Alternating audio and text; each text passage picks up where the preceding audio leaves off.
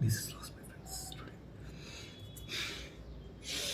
యోగో జ్ఞానం తథా సంఖ్యం విద్యా శిల్పాది కర్మచ వేద శాస్త్రాన్ని విజ్ఞానం ఏతత్ సర్వం సృజనార్థం. చాలాసార్లు చెప్పాను. సృష్టిలో ప్రతి దాంట్లోనూ భగవంతున్నాడు. ఏం సృష్టించినా నా శక్తి ఉన్నా, నాలో ఉన్న అంతర్గత శక్తి ఉన్నా, బహిర్గత ఏ క్రియేషన్ బహిర్గత శక్తి ఉన్నా, బుద్ధిబలం ఉన్నా అన్ని సాక్షాత్తు కృష్ణ పరమాత్మ. ఒక సైన్సిస్ట్ని ఏం కనిపెట్టినా సరే ఆయనే నా స్మృతి వచ్చేది, ఆయన ధృతి ఆయన. అందుకని ప్రతిదీ సర్వం ఆయనే. అలాగే ఈ శరీర ఆరోగ్యం ఐశ్వర్యం మరి పక్షక్షయ సుఖం దేవీ దృష్టి దృష్టానాం పురుషాణం అదుర్లభం త్వం మాతా సర్వలోకానాం దేవదేవ హరిపిత త్వయి త్వకృష్ణాచం జయత్యాత్మ చరాచరం. అమ్మవారి జగత్తుకి మాతాపితులైనటువంటి శివపార్వతులు కావచ్చు, శ్రీమహావిష్ణునారాయణ కావచ్చు, ఇద్దరు ఒకటే, హరిహరుల భేదం లేదు. ఈ శ్లోకంలో మటుకు జగానికి తల్లిదండ్రులైనటువంటి మాతాపితులైన శ్రీహరి శ్రీమహావిష్ణునారాయణ యొక్క దేవీత్వ దృష్టి దృష్టానం, అమ్మవారి యొక్క సదృష్టితోనే, చలని దృష్టితోనే ఈ శరీరం, ఈ అంగాలు, ఆరోగ్యం, ఈ బుద్ధి, సంపద, కళ ఇవన్నీ అమ్మతోనే. నాకే కాదు, సకల స్థిర జల చరాచర విశ్వమంత జగత్తంత ప్రాణకోటి కూడా అమ్మవారే. ఆవిడే అన్నలక్ష్మి, ఆవిడే జ్ఞానలక్ష్మి, ఆవిడే తల్లి వారాహి, తల్లి సర్వం ఆవిడే. జగత్తంతా వ్యాపించిన తల్లి ఆవిడ. ప్రతి ప్రాణకోట్లు ఉంది ఆవిడ. యాదేవి సర్వభూతేషు శక్తి రూపేణ సంస్థిత. నమస్తస్యై నమస్తస్యై నమస్తస్యై నమస్తస్యై. ముఖ్యంగా ఎందుకు చెప్తానంటే, ఫ్రెండ్స్ అందరూ తెలుసుకోండి, ధర్మం ఎక్కడైతే ఉంటుందో అక్కడ శ్రీమన్నారాయణ ఉంటాడు. ధర్మానికి అధిపతి ఆయన, ధర్మం ఆయన. ధర్మబద్ధమైన సంపాదన, ధర్మబద్ధమైనటువంటి నడక ఇవన్నీ ఉన్నాడు ఎప్పుడూ. అవి ఆరోగ్యాన్ని, శక్తిని, దైవబలాన్ని ఇస్తాయి, ఆయువునిస్తాయి. పూర్వం ఈ ధర్మంగా ఉండేవాళ్ళు కాబట్టి చూపులో ధర్మం, మాటలో ధర్మం, నడకలో ధర్మం, అంతర్గత బహిర్గత క్రియలని కూడా, క్రియలు కూడా, వాక్కులను, వీక్షణను, నడవడికల్లో కూడా ధర్మబద్ధంగా నడిచేవారు కాబట్టి వాళ్ళు ఇచ్చా మరణం కలిగిన వాళ్ళు. ఇచ్చా మరణం అనగా నాకు ఇప్పుడు చావు కావాలంటే చస్తారు, అలా చావు లేదు వాళ్ళకి.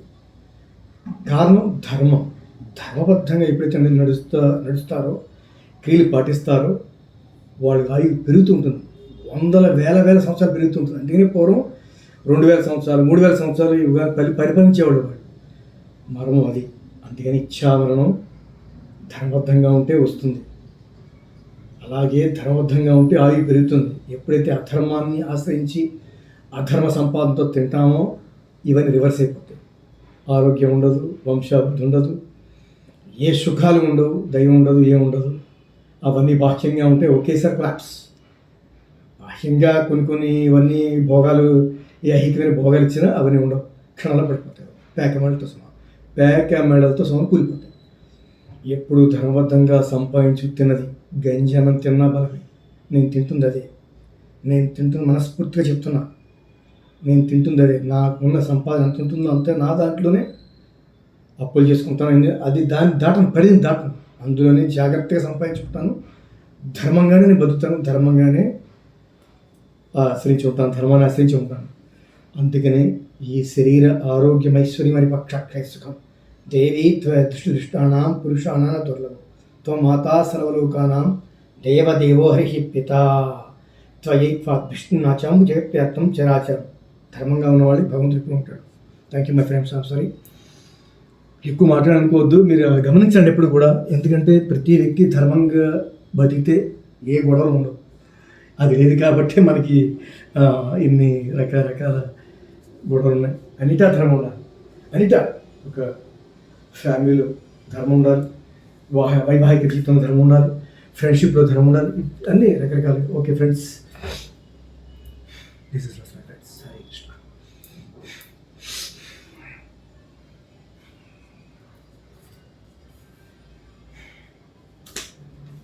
రామోహన్ ఆదిశంకరాచార్య గురుదేవుడు. ఓం తత్సత్.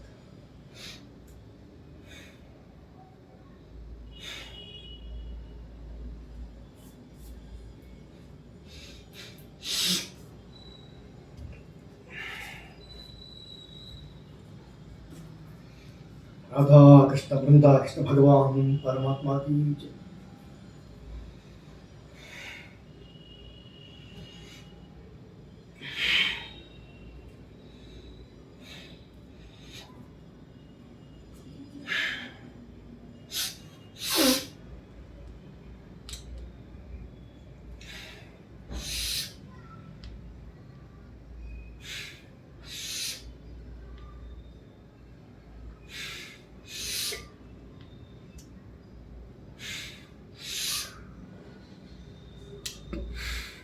శ్రీరామ రామ రామితి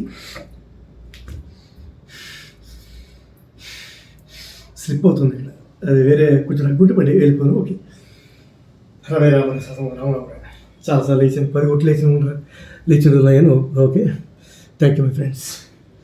ఇదంతా శ్రీమన్నారాయణ పెట్టిన భిక్ష, నాకు జన్మలిచ్చిన తల్లిదండ్రులు పెట్టిన భిక్ష. అందరి ఆశీస్సులు. హరే కృష్ణ, జై శ్రీమన్నారాయణ. ధర్మో రక్షిత రక్షిత. హరే కృష్ణ.